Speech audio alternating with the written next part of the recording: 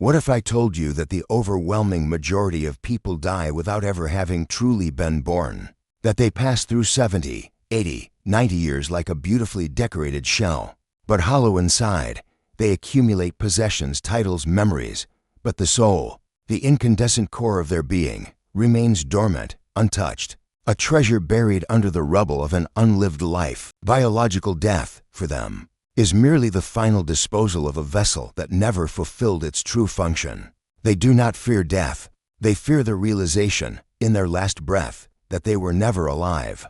This unlived life is the greatest pain of human existence. It is the constant whisper that something is missing, the nameless anxiety, the longing for something more that no external achievement can satisfy. Carl Jung dedicated his life to deciphering this enigma, and he discovered something shocking.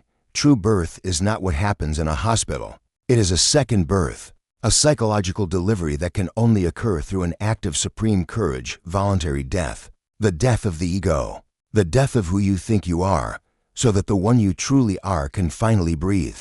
This is not a lecture. It is an invitation to a rite of passage. What we will explore together in the next few minutes are not theories, but keys.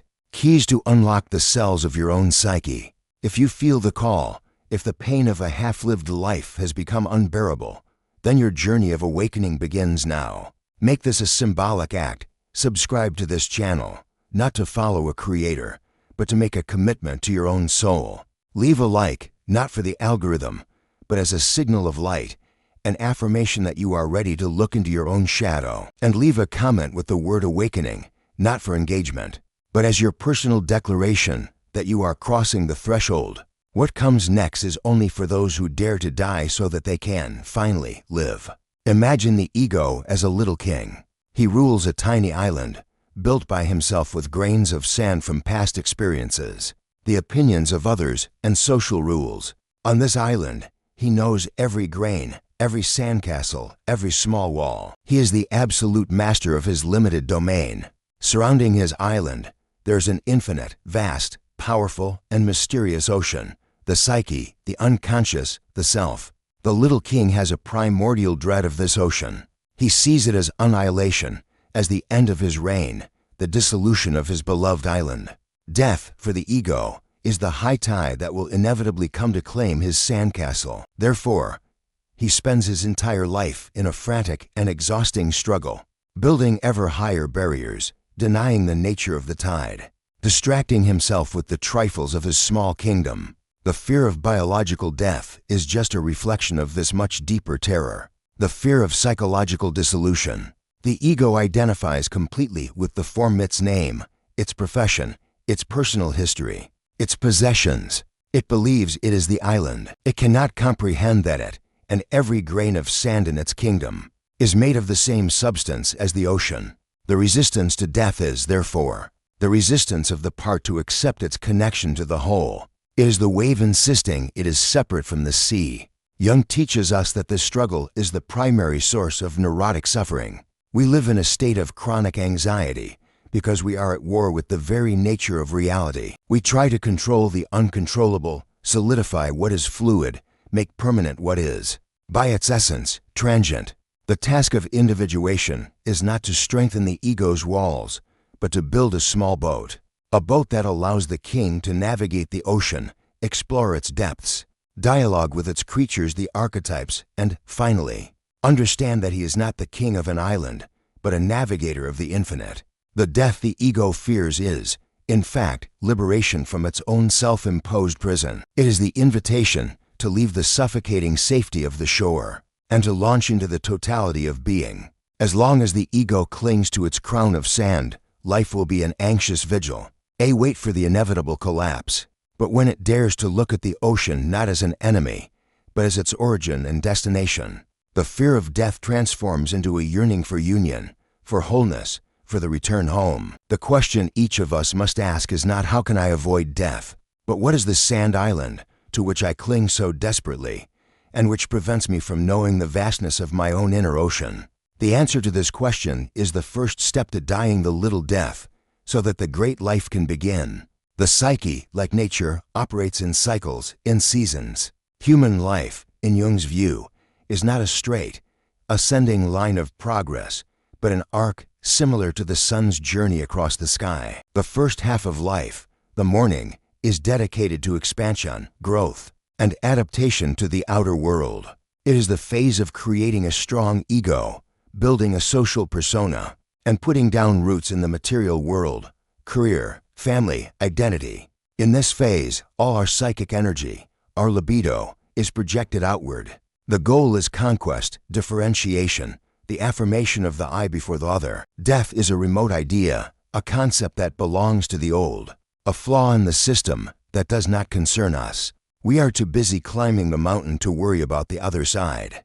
However, around the noon of life, usually between 35 and 45, something fundamental changes.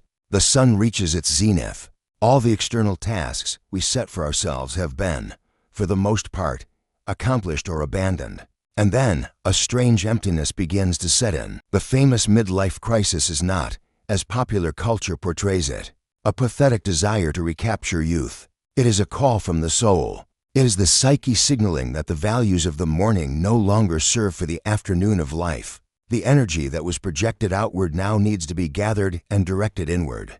The sun's journey of descent begins, and this is not a journey of decline, but of deepening. The second half of life has a fundamental spiritual task, the preparation for death. This does not mean becoming morbid or giving up on living. On the contrary, it means starting to live in a radically different way, with a new center of gravity. The question changes from what does the world want from me, to what does my soul, myself, want from me. He who insists on living the afternoon of life with the principles of the morning becomes a caricature, a rigid, bitter being who refuses to age and therefore refuses to mature. He enters a state of spiritual stagnation. The true preparation for death is a process of divestment. It is the slow, conscious removal of the persona's masks, the integration of the shadow that was repressed during the pursuit of success, the development of our inferior function, the search for a meaning that transcends the ego. It is the time to tend to the inner garden, to cultivate wisdom instead of knowledge, connection instead of power. Death, seen from this perspective, ceases to be a catastrophic event and becomes the natural and logical goal of life, the telos.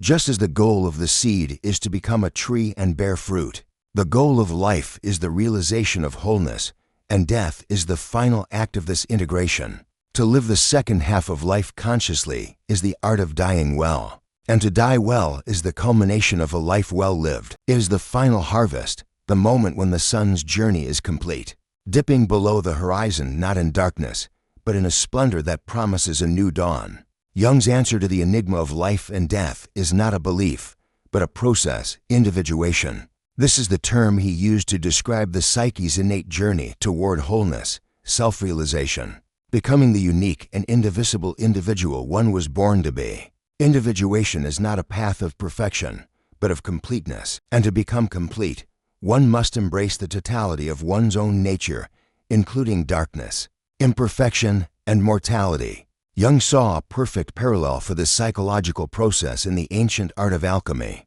The alchemists, in their laboratories, were not just trying to turn lead into gold. That was the exoteric language. Esoterically, they were describing, in a rich tapestry of symbols, the process of transformation of the human soul itself. The opus magnum, the great work, unfolds in stages that perfectly mirror the journey of individuation, with death as a central element.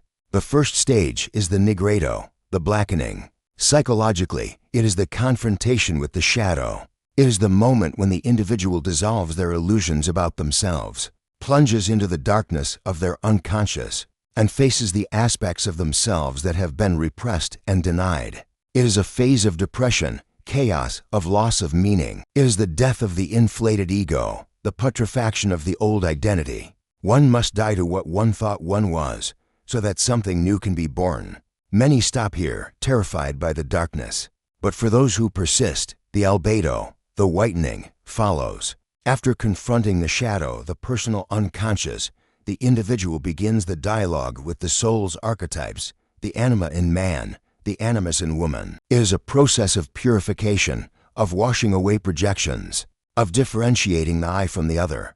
Consciousness begins to be illuminated with insights from the unconscious, like the moon reflecting the light of the sun. It is a rebirth, but still fragile, incomplete. The final stage is the rubedo, the reddening. It is the sunrise, the union of opposites. Consciousness sun and the unconscious moon unite in a sacred marriage, the hieros gamos. The ego is no longer the center of the psyche. It becomes the servant of a greater center, the self. It is the realization of wholeness, the birth of the philosophical gold, the philosopher's stone, which symbolizes an integrated personality, capable of living life to its fullest, embracing both light and darkness. Biological death, in this context, is the final alchemical act. It is the definitive solutio, the final dissolution of the vessel, the body, that allowed the great work to take place. It is not an end, but the reintegration of the transformed essence into the totality of the cosmos. Individuation, therefore, is a training for death. At each stage, a part of us dies so that a truer part can live. By practicing these little deaths throughout life, by consciously engaging in our own alchemical forge, the fear of the final death dissipates. It becomes simply the logical and beautiful conclusion of our personal masterpiece. The psyche does not speak our logical, linear language. It communicates through a universal and timeless language, the language of symbols. And one of the most recurring and misunderstood symbols that emerge from the unconscious, especially in dreams, is death. When we dream of our own death, or the death of someone close, the ego's first reaction is panic. It interprets it literally, as a premonition of a biological end. But Jung teaches us to look beyond the veil of literalism. In dreams, death almost never signifies a physical end.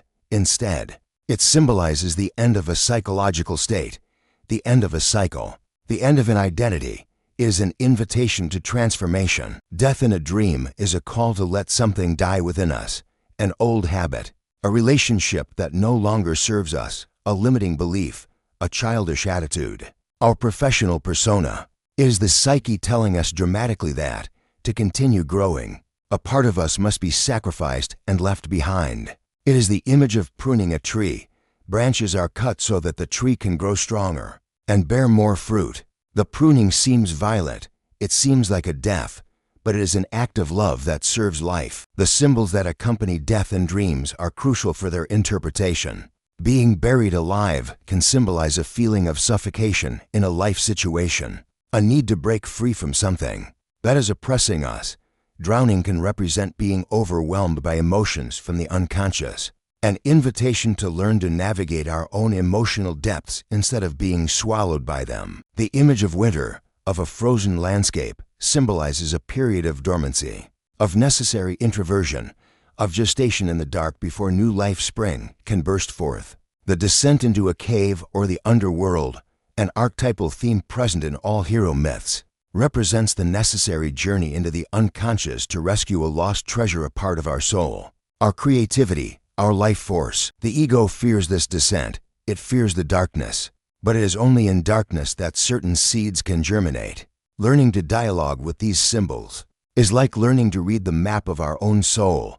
It means developing an attitude of curiosity and respect for our inner world. When a symbol of death appears, instead of panic, the question should be, what in me needs to die now so that I can live more fully? What part of my life has reached its natural end and needs to be honored and released? By understanding that symbolic death is the great agent of renewal, we stop fighting against our dreams and start collaborating with them. They become our most reliable guides on the journey of individuation, showing us precisely where energy has stagnated and where transformation is not only possible, but necessary. Death, in the secret language of the soul, is the most powerful and insistent promise of a new beginning. In our Western culture, obsessed with light, positivity, and success, we learn from an early age to fear and reject darkness. The shadow, Jung's term for our other side, the repository of everything we find unacceptable in ourselves, our anger, our envy, our greed, our sexuality, our vulnerability, is pushed into the cellars of the unconscious. We deny it in ourselves and project it furiously onto others, creating scapegoats to carry the weight of our own unacknowledged darkness. We live divided lives, presenting a polished and acceptable persona to the world, while the shadow, starved for recognition, wreaks havoc in our lives through slips of the tongue, self-sabotage, compulsions, and unexplained emotional outbursts. The fear of death is intrinsically linked to the fear of the shadow. For the shadow contains not only our flaws, but also our animality, our connection to the earth, to instincts, to the cycle of life and death. The shadow knows we are mortal. The ego, in its quest for light and perfection, tries to deny this truth. It wants to be a pure, immortal spirit, without the inconveniences of flesh and decay. By repressing the shadow, we alienate ourselves from our own totality and, paradoxically, become more fragile and more terrified of death.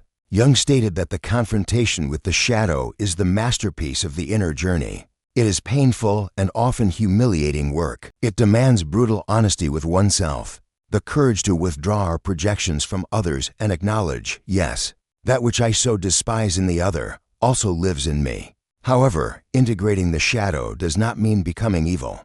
It means becoming whole, and the result is paradoxical and liberating. By accepting our capacity for anger, we become more assertive and less passive-aggressive. By recognizing our greed, we can develop a more conscious generosity. By embracing our vulnerability, we become stronger and capable of true intimacy. The shadow, when integrated, ceases to be a destructive force and becomes a source of immense vitality, creativity, and authenticity. It grounds us, makes us more human, more compassionate.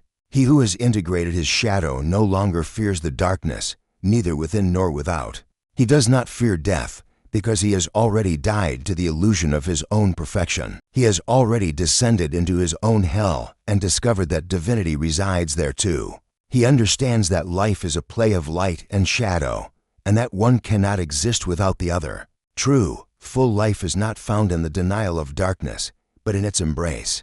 The shadow, the guardian of our unconscious, holds the key not only to a more authentic life, but also to a more peaceful death. For in reconciling with our own inner darkness, we make peace with the great final darkness, recognizing it not as an abyss of annihilation, but as the fertile womb from which all life emerges and to which all life, one day, returns. One of Jung's most profound and revolutionary contributions was his discovery that beneath our personal unconscious, formed by our repressed life experiences, there exists a much deeper and more universal layer of the psyche, the collective unconscious. This is not personal. It is the psychic inheritance of humanity. It is a vast ocean of memories, images, and patterns of behavior inherited from our ancestors, common to all human beings, regardless of culture or era. The structures of the collective unconscious are the archetypes: the mother, the father, the hero, the wise old man, the shadow, the anima, animus, and, crucially, the archetype of death and rebirth. This means that the experience of death is not something each of us faces alone for the first time. We carry within us the accumulated wisdom of countless generations who lived, loved, suffered, and died before us. Death is not a personal accident. It is an archetypal experience, a rite of passage engraved in our deepest psychic structure. When we feel fear of death, we are not just feeling our individual fear. We are tapping into an ancestral fear, the echo of all our ancestors who faced the unknown.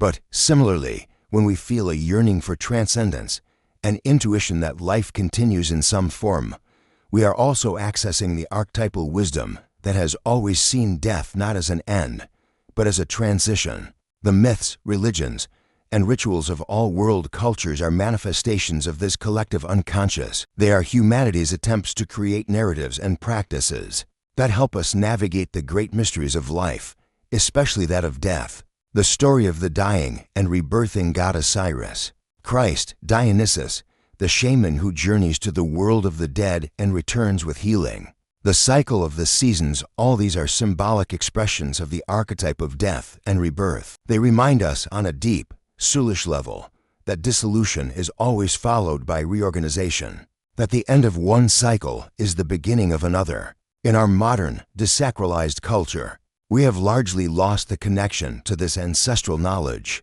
We treat death as a medical problem, a technological failure, hiding it in hospitals and denying its central role in life. This disconnection leaves us psychologically impoverished and isolated in our fear. The task, then, is to reactivate our connection with the collective unconscious. This can be done through dream work, the study of myths and fairy tales, the practice of meaningful rituals, art, and meditation. In doing so, we realize that our small, individual life flows within a much larger river, the great river of human experience. Death ceases to be a cliff from which we fall alone and becomes the mouth of the river, where our personal current joins the ancestral ocean from which we emerged. This realization brings immense comfort and a deep sense of belonging. Our death is not the end of the story. It is our final contribution to the eternal story of the human soul. Within alchemical symbolism, one of the most crucial and dangerous processes is the mortificatio.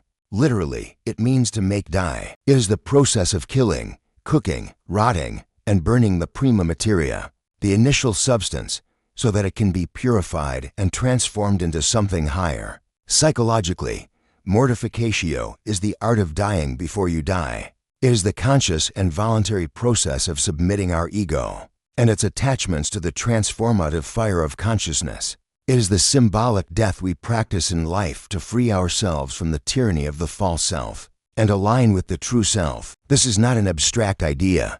It manifests in crucial moments of our lives.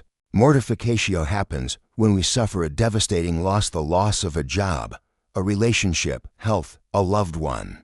In these moments, the person we thought we were, the identity we had built, is pulverized. We feel dismembered, reduced to ashes. The ego screams in protest, desperately trying to rebuild the old structure.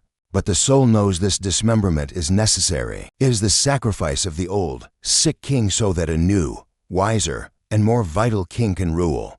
Mortificatio is also the core of ascetic and spiritual work in many traditions. Fasting, vows of silence, prolonged meditation are all ways of weakening the dominion of the ego and its incessant demands, creating an inner space where the voice of the self can be heard. It is the process of killing our attachments, our attachment to being right, our attachment to comfort, our attachment to the image others have of us, our attachment to our own sufferings. Each time we consciously let go of one of these attachments, a small part of our ego dies, and we become a little freer. This is a path of great suffering, but it is not purposeless suffering. As Jung said, there is no awakening of consciousness without pain. It is through the fire of mortificatio that our personality is purified of its dross, our pride, our arrogance, our naivety. The lead of our dense, rigid ego is broken, ground, and burned until only its golden, incorruptible essence remains. He who avoids mortificatio at all costs, who flees from pain and sacrifice, remains a superficial, untested, psychologically childish being. He will arrive at physical death unprepared, clinging to an ego that was never challenged and purified. His death will be a terror, a violent tearing away of all that he clings to. But he who has practiced the art of dying in life, who has voluntarily submitted to the fire of transformation, who has learned to let go and surrender, will find in the final death not an enemy, but an old acquaintance. He has already died 1,000 deaths and been reborn 1,000 times. Physical death will be just the last and most complete mortificatio, the final liberation that transforms him, at last, into the philosopher's stone, the pure gold of realized consciousness. Since the dawn of humanity, human beings have felt a deep, soulish need to ritualize the great transitions of life, birth, puberty, marriage, and, above all, death. Rituals are not mere superstitions or empty social formalities. They are technologies of the psyche. They are symbolic, carefully structured actions that create a sacred space, a temenos, where the individual and the community can safely process and integrate archetypal transformations. An effective rite of passage has a tripartite structure, as described by anthropologists like Arnold van Gennep: separation, liminality, and reincorporation. First, the individual is separated from their former status and community separation. Next, they enter a liminal state, an intermediate state, an in-between world, where they are no longer what they were, but not yet what they will be. This is a period of great power and danger, where the old identity dissolves liminality. Finally, if the ritual is successful, the individual is reintroduced into the community with a new status, a new identity reincorporation. Traditional funeral rituals perfectly follow this structure. The wake and burial separate the deceased and the mourners from the everyday world. The period of mourning is the liminal phase, a time of confusion, pain, and disorientation, where reality is renegotiated.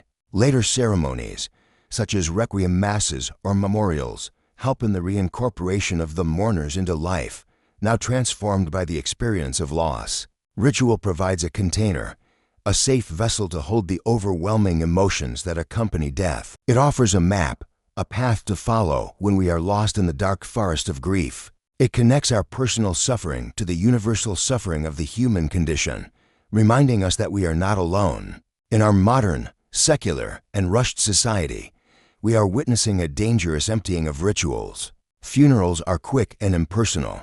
Grief is often privatized, medicalized, and seen as an inconvenience to be overcome as quickly as possible. We no longer have effective rituals to mark the passage from adolescence to adulthood, from midlife to old age. This absence of rituals leaves the psyche unprotected and disoriented during the most critical transitions. The result is an epidemic of anxiety, depression, and meaninglessness. People get stuck in the liminal phase, unable to let the old identity die and embrace the new one. The adolescent who is never initiated remains a poor eternus, an eternal youth, incapable of assuming adult responsibilities. The adult who does not ritualize the arrival of old age clings desperately to youth, becoming a pathetic figure. The task for the conscious modern individual is, therefore, to rediscover or create meaningful rituals in their own life. This does not necessarily mean returning to dogmatic religious practices, but rather infusing actions with intention and symbolic meaning. Creating a personal ritual to say goodbye to a relationship that has ended, to mark a career change, to honor the aging of the body, and above all, to contemplate one's own mortality. In doing so, we repair the torn fabric of our culture and offer our soul the safe harbor it needs to navigate the inevitable storms of life and death. The ego, in its limited view, conceives of legacy as something material or social, the fortune one accumulates, the children one raises, the fame one achieves, the monuments one erects. It seeks a concrete immortality, a way to perpetuate its name and form beyond physical death. However, from the perspective of depth psychology, the true legacy is psychic in nature and much more subtle. It is the quality of consciousness we cultivate and the energy we return to the collective unconscious. Imagine the human psyche as a vast forest. Each individual is a tree. During our life, we grow, face storms, bear fruit, offer shade. Our individual task, our individuation, is to become the most complete and authentic tree we can be, fully expressing the potential contained in our original seed. When we die, the physical tree falls, but the story does not end there. Everything the tree was, its strength, its resilience, the nutrients it processed, the seeds it scattered, is reabsorbed into the forest soil. It enriches the humus from which new trees will sprout. Our psychic legacy works the same way. The experiences we live, the sufferings we transform into wisdom, the love we cultivate, the consciousness we expand, none of this is lost. When we die, this psychic essence is returned to the collective unconscious, the fertile soil of the human soul. It enriches the archetypal reservoir, making it easier or more difficult, depending on the quality of our life, for future generations to navigate their own journeys. A life lived with consciousness, courage, and love leaves a legacy of light. It strengthens the positive archetypes, like the wise old man or the great mother, in the collective unconscious. A life lived in unconsciousness, resentment, and fear, on the other hand, feeds the dark aspects of the archetypes, thickening the psychic sludge that future generations will have to clear. This is a tremendous responsibility. It means that the way we live our individual life has a collective and transgenerational impact. The inner work we do, the healing of our personal and family traumas, is not a selfish act. It is our deepest service to humanity. By healing ourselves, we are contributing to the healing of the world. Death, in this context, loses its sting of final annihilation. It becomes an act of supreme generosity. The moment we give back to the whole the fruit of our journey, our focus shifts from what can I get from life to what can I offer to life, even after I'm gone. The true legacy is not what we leave for people, but what we leave inside people and within the collective psyche. It is the resonance of our soul, the quality of our consciousness, the seed of wisdom that, unseen, will continue to grow and become part of the eternal forest of humanity. We arrive, at last, at the threshold of the final mystery. If life is a journey of differentiation, the process of emerging from the primordial ocean of the unconscious, of building an ego, of becoming a separate I, then death is the journey of return, of reintegration. It is not a regression to an unconscious state, but the union of individual consciousness, painstakingly one with its universal source on a higher level of existence. It is the climax of the conjunctio, the alchemical wedding, during life. The great work is to unite the opposites within our own psyche, conscious and unconscious, masculine and feminine, light and shadow, spirit and matter. The individuated personality is one that has learned to hold the tension of these opposites, to live in the paradox, to become a bridge between worlds. The ego is no longer the center, but a mediator in service of the self, which encompasses the totality. Death is the final and absolute conjunctio. It is the moment when the supreme paradox of existence being and non-being, the finite and the infinite, the individual and the collective is resolved. The drop of water, which for a time experienced itself as a separate entity, returns to the ocean. But it is not lost. It carries with it the unique memory of its journey, the memory of having been cloud, rain, river. It enriches the ocean with its experience. This view radically transforms our attitude toward the end. Death ceases to be a failure or a tragedy. It becomes the consummation, the crowning act of life. It is the moment for which the entire journey has prepared us. He who has lived at war with his unconscious, who has denied his shadow, who has rigidly clung to his egoic identity, will experience this final dissolution as an absolute terror, a violent dismemberment. It will be like a dam that resists the river's force until it is shattered. But he who has lived in dialogue with his inner world, who has practiced surrender, who has learned to serve something greater than his little self, will experience death in a completely different way. It will be like the river that, after a long and winding journey, reaches the sea and surrenders to it with a sigh of relief and belonging. The journey is over. The work is complete. Jung, in his later years, spoke of death with a profound serenity and curiosity. He saw it as the continuation of life on another plane of reality, an expansion of consciousness beyond the limits of the brain and of space-time. He offered no dogmas or certainties, but the intuition of a man who had spent his entire life mapping the depths of the soul. The final integration is, therefore, the supreme act of trust. It is the faith that the same intelligent and mysterious power that guided our growth from a single cell to a complex and conscious being will also guide our final dissolution. It is the definitive surrender to the great self, the totality from which we were never, not for a single moment, separate. Death is the last portal of individuation, the moment when we not only become whole, but realize that we have always been, and always will be, part of the eternal whole.